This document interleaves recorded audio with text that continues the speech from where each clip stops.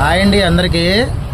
కొంతమంది కస్టమర్లు ఎంత సుకుమారంగా తయారయ్యారంటే, వెనకట ఒక సామెత ఉంది, సాగితే సాగించుకోమన్నారు, జారితే పడమన్నారు. వెనకట పెద్దలు అంటారు సామెత. అలా తయారయ్యారు.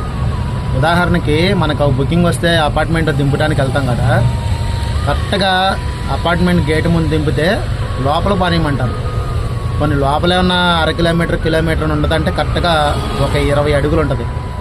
ఆ 20 అడుగులు కూడా నడవలేకుండా లిఫ్ట్ ముందు దింపించుకుంటున్నారే. అసలు ఇంకా రోగాలు రమ్మంటే ఎందుకు రావండి?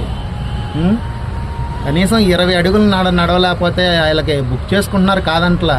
బుక్ చేసుకుంటే ఇంకా వీళ్ళకి లిఫ్ట్ ముందు దింపాలని రూల్ ఏం లేదుగా. కొన్ని పేషెంట్లా అనుకుంటే అది కాదు, వయసు ఉన్నోళ్ళే, కాలు చేయి బాగున్న వాళ్ళు దింపమన్నా అర్థం ఉంది, ఎందుకంటే వాళ్ళు నడవలేరు, పేషెంట్లు కాబట్టి. అరే అంతే, కాలు చేయి బాగుండి కూడా అందరికీ కాలు చేయి బాగుండి అంతా బాగుండి కూడా లిఫ్ట్ ముందు దింపమంటున్నారు. అసలు ఇది ఎంతవరకు కరెక్ట్ అండి? అసలుకి కనీసం 10 అడుగులు వేసి నడిస్తే కూడా నడవలేకపోతే ఇంకెందుకండి? ఇంకా అనారోగ్యాలు రమ్మంటే ఎందుకు రావు?